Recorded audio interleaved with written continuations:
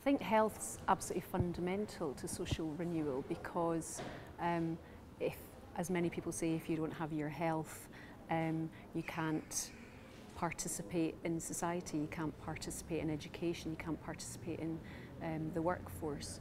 So it is absolutely fundamental having good health, or in addition to that, being able to overcome any ill health or disability that an individual might have as a result of aids or adaptations or healthcare and advances in medicine.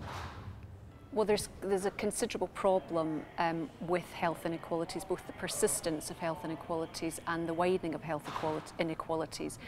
Just by example, if we compare male life expectancy between the richest and the poorest parts of Newcastle, there's a difference of 7 years, which is a very large difference. And then, in addition to that, if we look at disability-free years of life expectancy, we find even greater differences between those areas. So ill health is concentrated in areas of higher levels of with higher levels of deprivation, and sort of multiple problems. So you get, if you like, almost like a clustering effect of poor health and disadvantage, which I think has to be taken into account in any conversation or discussion or set of policies around social renewal. We can't really talk about social renewal unless we take account of the health issues and the health disparities between different communities.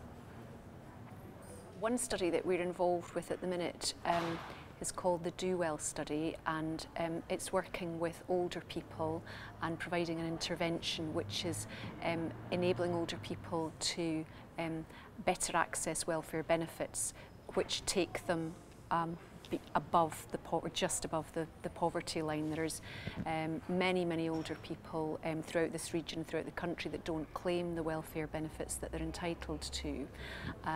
And previous work that we've done has shown that if people are alerted to the claims and assisted to claim, then in fact they will make use of the benefit, and it has a really dramatic impact on their lives. So we've done some pilot work around this, and we've just started a full-scale trial of the impact of welfare rights. So we're working with a number of local authorities around the region, and we're working with general practitioners to help us access individuals. And it's a really key issue here because it brings together the relationship between resources and between health and well-being. Because one of the findings from earlier work that we've done has been that without additional resources, many older people are not in a position to access the services, access what they want in order to fully participate in society.